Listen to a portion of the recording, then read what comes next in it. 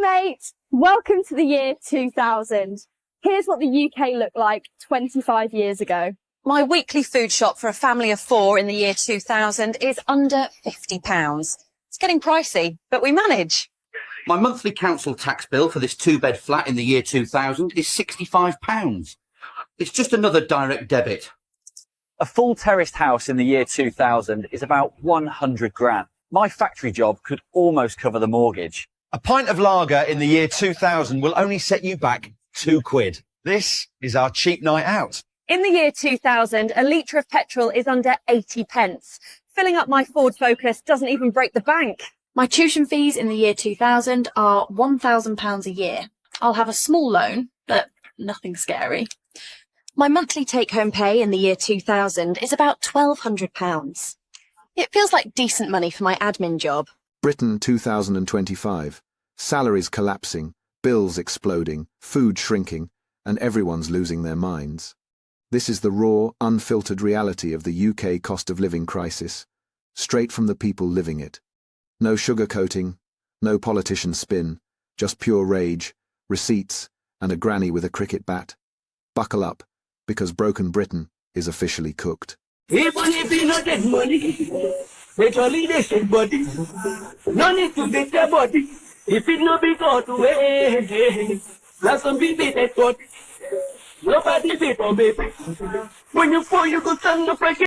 The UK job market is absolutely cooked for shit. Now, I made that video back in February, and now there's some new data to show how bad the UK job market is. So the Financial Times published this, and basically it says the top incomes in the UK are no longer amongst the highest in the rich world. So you can see here that back in the 2000s, the UK was number 3 in the world for higher salaries. And whilst all these other companies have started to rise up, look at the decline of the UK. And there's over 900,000 graduates every single year who are leaving university with 60k plus of debt, entering quite possibly the worst job market anybody has seen for opportunities. And on top of that, you are getting penalised and getting paid less for the same work. And it's getting to the point now where I'm starting to advise some of my students to basically not work in the UK and look for jobs abroad. And it's why I've moved to Vietnam as well, because I left the UK back in January. Because the opportunities are seizing in the UK, and with the cost of living, the salaries are not keeping up, completely squeezing young professionals, meaning that we can't even actually build a life. It's so difficult, and it's actually kind of unachievable to build a family, have a home, and have a good career without being into too much stress. What the hell is going on? Oh, I'm not happy, fam. I am not happy. Please tell me, yeah, why yesterday I brought a 2-litre bottle of Pepsi Max Cherry, cost me £1.99. Why is it I've gone to the shop just now and it's £2.19? It's gone up 20 pence in 24 hours, bruv. What the fuck? Oh, mate, you know what? Cost of living, yeah? First chocolate's gone up. Now the Pepsi's gone up. Bro, you know what? It's probably cheaper just to move to a different country, fam. I swear. I swear. Listen, guys, please follow me, yeah? So I can get to 10,000 fucking followers and I can start making some money off this app so I can leave the country. Thank you. I appreciate it, and goodbye. What's in the cost of piss-taking Britain? We're back at M&S Food. Let's see if they're going to take the piss out of us today. Christmas pudding. What am I going to soak it in? Debt. The only thing stuffed is my credit card. That's a steak for the heart. Ho, ho, ho, ho, holy moly. Guess how much for 2 slow lamb shanks? That is the most expensive sprinkles I've ever seen in my life. In what world are we living in when I can't afford pineapple? These better be golden eggs. I mean, I'm sure it's a nice chicken, but £3.40. This is quite nice. Pigs in blankets, mac and cheese. Do cookies have to be that expensive? Extra olive oil crisps. I've got mixed emotions about these mixed nuts. Rent is high. Life is still very, very hard.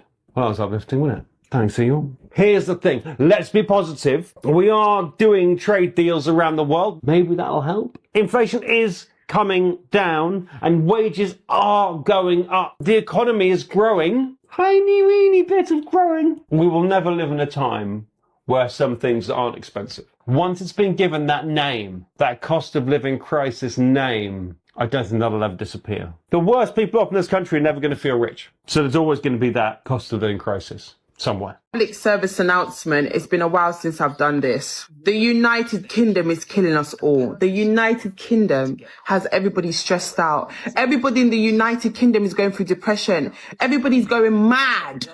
And I have to start this video off by saying, if you live in Jamaica, if you live in a third world country, make the best out of your situation. Because let me tell you something about the UK. Bills on top of bills, on top of bills, on top of bills, on top of blood clot bills. When you get a blood clot check, it's going to pay all your debts. It's paying bills, Wi-Fi, electricity, council tax, water bill, everything. Just you name it. Bills, rent, every blood clot thing licking you left, right and centre. You're going mad. Honestly, I can't take it no more. I honestly cannot take it no more. By the time you have any money left over, you can barely even support yourself. You can barely even buy anything for yourself. And God knows what if you are. You're being ripped off, and this is how. Welcome to the Great British Ripoff. Episode 1, Shrinkflation. Have you ever felt like products in the supermarket are getting smaller? Well, that's because they are. It's not just that prices are going up.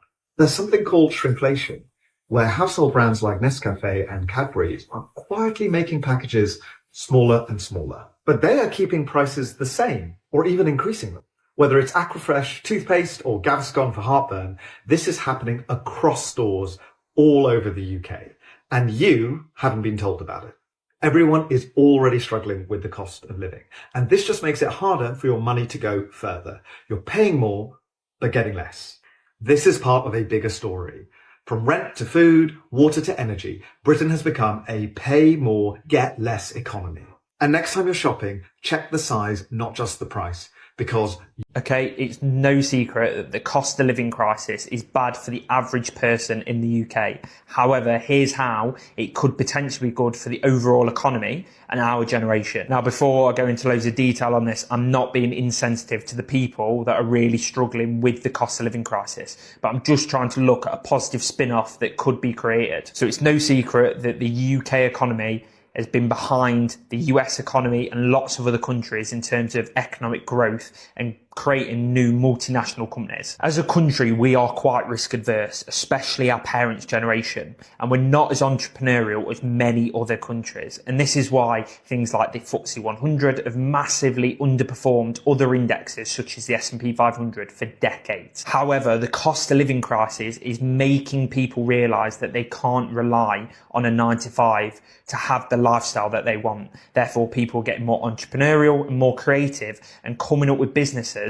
that can supplement the money that they need to live the lifestyle that they want. Massive adoption of platforms like Trading 212 and our generation getting into investing crypto is a massive highlight on this whole trend as a whole. Our generation is waking up to the fact that you have to do something about this. You can't just go to work, save money, pay off a mortgage and live a happy life. You've got to invest. You've got to come up with potentially new businesses. And this is all really good for the UK economy as a whole. Now, this is just one positive spin-off from the cost of living crisis. I'm not saying the cost of living crisis is a good thing. However, I like to try and look at the positive effects of something that's going on. Let me know your thoughts in the comment section below. And if you want to see more personal finance content just like this and more educational stuff, I do it every single day on this account. So just follow over there.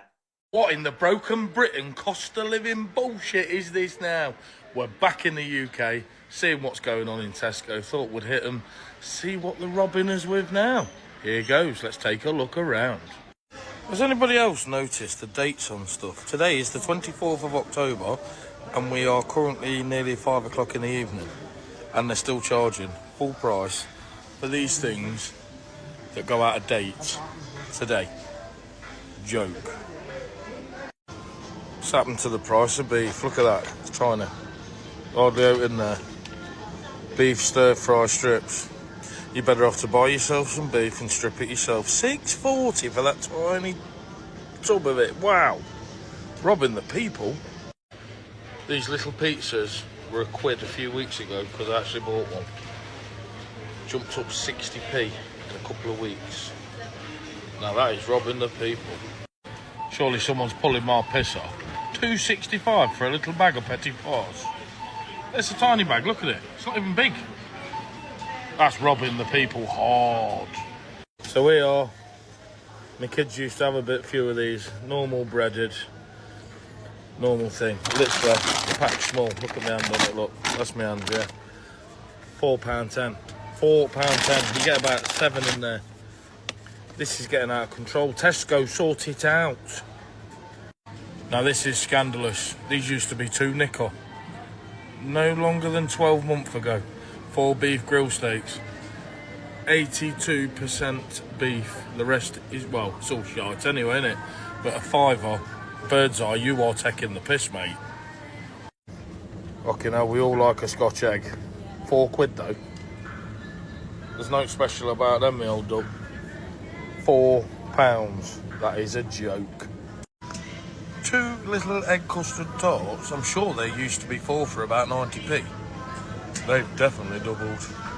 Nice, but I don't think they're worth 85p for 2. We've even got the Chinese taking a piss now on these noodles, look. Absolutely small. Absolute crap, look at it. Look at the prices. It's getting out of control.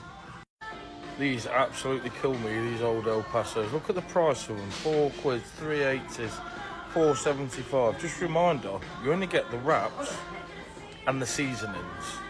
Everything else, you have to buy yourself. So the wraps and the seasoning, you could probably buy for about £2.